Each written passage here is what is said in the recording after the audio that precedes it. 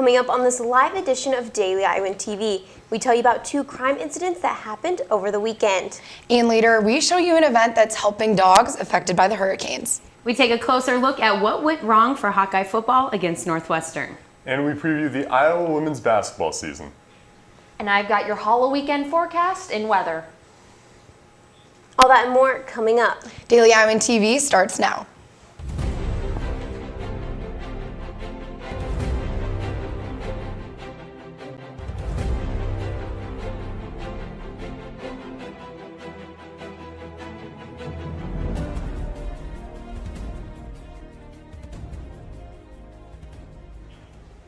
Good morning and thanks for tuning into this live Tuesday edition of Daily Iowan TV. I'm Mackenzie Cooper. And I'm Becca Scadden. The University of Iowa issued a crime alert yesterday about an incident that happened over the weekend. Iowa City Police responded to the scene of a robbery at the 100 block of South Clinton Street Sunday night. No weapons were involved. In an unrelated situation, residents of an East Side residence hall woke up Monday morning to find a male standing in their room. After being yelled at, the person left the room. Iowa City and University Police encourage everyone to always be aware of their surroundings and to call the police if they feel they are in danger. After more than 6 months, Iowa State University has a new president. It was announced yesterday by the Board of Regents that Wendy Winterstein will be the 16th president of the university.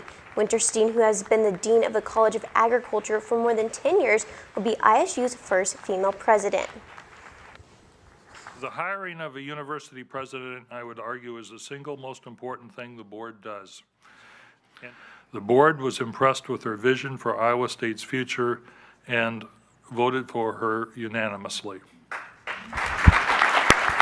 I want you to know that I look forward to working with all of you as we create an open, inclusive, and welcoming environment where every student who works hard can achieve their full potential.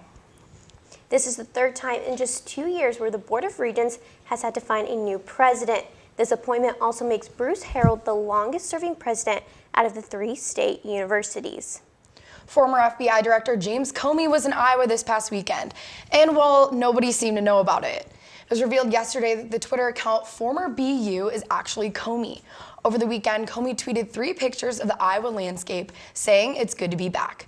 It turns out Comey was here to visit his in-laws, but others are beginning to think that Comey may have other plans. Iowa is normally the first stop on the campaign trail for presidential hopefuls. While here, he dined at a famous steakhouse that many politicians make a point to stop at, leading some to think that he'll be making a political run in 2020. The Iowa Senate has a new minority leader. Janet Peterson from Des Moines was elected after Senate Democrats removed Rob Hogg from the position. The minority leader is responsible for raising money and to create a strategy for the next legislative season. Right now in the Senate, the Democrats only have 20 of the 50 seats. Tonight, Monica Lewinsky will be speaking at an event in the Iowa Memorial Union. Her keynote speech is titled "The Price of Shame." And we have Daily Iowan TV reporter Cole Johnson standing by live to bring us more. Cole? Yes, good morning, guys. I'm here outside the Iowa Memorial Union where Monica Lewinsky will be speaking tonight at 7:30 p.m. as a part of the UI Lecture Series. Her speech is called "The Price of Shame," where she'll be talking about the effects of social media. Now, her speech is going to be a little bit different than past of the UI Lecture Series because she has requested that the media not record past the 3-minute mark of her speech. We at the Daily Iowan will be honoring her request, but be sure to see our full recap of the night by checking out tomorrow's print edition of the Daily Iowan, dailyiowan.com, and tomorrow's newscast at Daily Iowan TV. Guys, I'll send it back to you in the studio. Thanks, Cole. And Becca, I don't know about you, but it's been so cold lately, and I don't have my winter coats up here at school yet. So. No, I'm definitely not ready for it at all, but I am ready for Halloween. Let's toss it over to Kaylin Cluck in the weather studio with more on what that forecast is going to look like. Kaylin? Thanks, guys. It looks like we're going to be seeing plenty of jacket weather this week. Today we'll be seeing cloudy skies and a high of only 48 degrees. Keep in mind that winds could move between 20 and 30 miles per hour. Tonight we can expect more clouds and temperatures should be somewhere between 44 and 36 degrees. Then tomorrow, the high will be around 62 degrees with partly cloudy skies and more high winds. Looking at our extended forecast, this trend of high winds will continue for the rest of the week. On Thursday, we could see wind speeds around 40 miles per hour. We'll see a high temperature of about 63 degrees. Friday is looking like another windy, partly cloudy day with a high of 46. Then on Saturday, there's a 30% chance of rain in the morning, but skies should clear up by evening. We'll see another high of 46.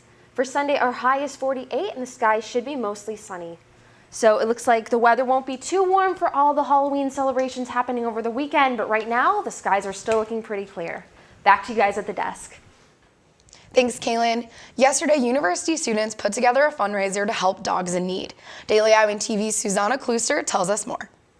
Yesterday in College Green Park, 3 University of Iowa students hosted a fundraiser for the Iowa City Animal Care and Adoption Center. The event was created for a leadership class the students are enrolled in here at the university, but the reason behind why they hosted this event was much more than just for the credit. We were looking online trying to find current events because we were honestly stumped trying to find some nonprofit that we thought that we could really benefit here in Iowa City. And we came across this story about 8 dogs from Hurricane Harvey that were relocated to the Iowa City Animal Shelter, and we knew that was the cause that we wanted to benefit. The students, Todd Carter, Kelly Kranz, and Ben Etheridge, rounded up all their friends who had dogs for the fundraiser, where you could donate $1 or any item of the animal center listed was needed, and the donors then had the chance to play with these puppies and benefit of the 8 dogs that were placed here in Iowa City after the devastating toll Hurricane Harvey took on Texas. The event brought out more than just University of Iowa students, but also community members were seen donating items of need as well, which shows how deeply both Iowa City students and residents care about the animal care and adoption center here. I'm here at College Green Park with Charlotte, and we're enjoying Puppies at the Park from 1 to 4. And I'm Susanna Kloster with Daily Iowa TV. It was announced yesterday that ESPN has pulled its new show, Barstool Van Talk, after only 1 episode. The show is based on the popular blog site Barstool Sports. The show was pulled after ESPN executives thought Barstool's brand was not for ESPN. Barstool is no stranger to pushing edgy content, from promoting excessive drinking to even criticizing ESPN on multiple occasions. Barstool Sports was in Iowa City last month for the Penn State game, where host Dave Portnoy paid a visit to Casey's General Store and had this to say about their famous breakfast pizza. I don't know, 5.2. Oh! Maybe a 4 point. That's a great 5.2. And I just did that because I'm trying to be nice in the Iowa mood. Yeah. That's not Iowa nice, 5.2. Well, it's not very good. This is not very good. It's what I expect at gas station pizza. While Barstool's run on TV was unsuccessful, you can still find them on social media and on their blog. Well, Becca, I was super disappointed against that Iowa football lost against Northwestern. What about you? Yeah, absolutely, but I am excited for this weekend, hoping we can turn things around. Let's toss over to Will and Taylor in the sports studio with more on that, guys. Thanks, guys. Yeah, I think we were both expecting to leave Evanston with a win, but unfortunately the Hawks just couldn't get it done. Yeah, I agree, Taylor. After losing to Northwestern last year on homecoming, I thought that would have lit a fire under the Hawks, but Iowa only managed to score 10 points this past week. And they did lose on a heartbreaking play in overtime this weekend at Northwestern. Lucy Rodine takes a closer look at what happened with the Iowa offense. After falling to 1-2 in the Big Ten, Iowa's game against Northwestern was viewed as a must-win for the Hawkeyes. When it came down to the final play, Iowa just could not convert.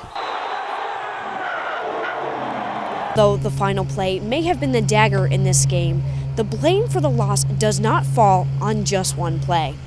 No, it didn't cost us the game. You know, the offense wasn't able to make plays when we needed to, and they outplayed us. Just keep your head up. You know, I mean, there's nothing you can do about it now except learn from it. So, and I know that he's going to do that. So he's going to learn from it and do the best that he can this week in practice. No, he's a tough guy. You know, he didn't do a horrible job today. He scored. He caught a few passes. He played hard. We all feel like it was our fault. We all take ownership in our own performance. And he's a young player, a really good player. He'll bounce back. Nobody's more disappointed than him on that, but we didn't lose a game on that play. There are a lot of plays you can go back and look at. This game falls on the Iowa offense's inability to make plays and finish strong, as all 3 of Iowa's losses have been by 1 score or less. Find a way to win close games, and for us that's been historic for the most part, not totally, but for the most part. So, it just gets down to detail, a little better preparation, a little better practice. But, part of that's growing pains, and part of it is, we got to improve faster and get a little bit better here if we're gonna flip this thing over. And that's, it's really close. These games are close. The Iowa offense will need to find a way to reignite, as 2 out of Iowa's next 3 opponents are ranked in the top 10, and Iowa is only 2 wins away from bowl eligibility. Reporting from Ryan Field in Evanston, Illinois, this has been Lucy Rodine for Daily Iowan TV Sports. Iowa will face Minnesota at home this Saturday at 5:30 p.m. and the offense will need to produce something and put something together, as Minnesota is in the top half of the conference in total defense. And although Iowa football is in a bit of a rough patch, the Iowa women's basketball team is excited to get back on the court in a couple weeks. Reporter Natalie Acapeti has more. Despite Iowa women's basketball team only having 11 on the roster this season, they are eager to get back into Carver Hawkeye Arena. They open up play against Minnesota State Moorhead on November 5th. We had a really good off season. I think we worked really hard and we all really bought in this summer. I think, not saying other summers we haven't, but this summer I think we all we really have a big opportunity this year. Let's take advantage of it. And we also just had a blast doing it. I think we had a lot of good team chemistry this summer. I think we're really excited. Especially not being able to get into the NCAA tournament the past 2 years. We're really hungry. We really want it. We have a chip on our shoulder, and we're definitely going to try our hardest to get back there, because I've never been able to experience it, and I definitely want to experience that before I leave here. I just think there's such a great desire. It's not a sense of urgency. It's just more like it drives you. It's like exciting almost that you have this extra, really motivation. And so, yeah, we definitely want to be back in the NCAA tournament. That's, I think, something that Iowa women's basketball is known for, is competing in the tournament, and we want to be there. I think confidence. A lot of us got experience on the court last year and a lot of playing time, so that helps us tremendously, just getting to know our offense and getting to know our defense better. We're just a lot more confident on the court. I think we could be really dangerous, especially when we're clicking on all cylinders. I think with Megan down low, she's obviously one of the best players in the country in the post. Max, one of the best shooters from the outside. I'm one of the best drivers. Kathleen's one of the best drivers. So I think when we're clicking on all cylinders and our bench is rolling too, I think we could be really, really dangerous. They will be preparing these next couple weeks for their first home opener. Reporting for Iowa women's basketball, I'm Natalie Acapeti with Daily Iowan TV Sports. Stick with Daily Iowan TV Sports for more on the potential starting 5 as we near the start of the women's basketball season. The Big Ten field hockey tournament will begin this weekend in East Lansing. With the Hawkeyes earning the 6th seed, they will have to take on 3rd-seeded Penn State on Saturday. Earlier this year, the Hawks fell to the Nittany Lions 3-0 in State College. If the Hawks come out on top in the rematch, Iowa would face the winner of the 2-7 seed matchup between Maryland and Michigan State next weekend. And that's all from us in the sports studio. Be sure to tune in tomorrow for updates from Iowa football as they prepare to take on Minnesota. And for updates on how the Iowa volleyball team is doing. Guys, back to you. Thanks. And before we leave you today, take a look at how the Hawkeye Wave is continually making a difference. 3 Des Moines families have created a new t-shirt about the Hawkeye Wave. On the shirt, it says the Iowa City fights together. They're selling the black shirts in preparation for the Ohio State blackout game. The shirts are being sold for $30 and all of the proceeds are being donated directly to the Children's Hospital. For more information, you can check out their Instagram page at the Iowa Wave Shirt. Or head to their website, theiowawaveshirt.org, to buy your own before the big game.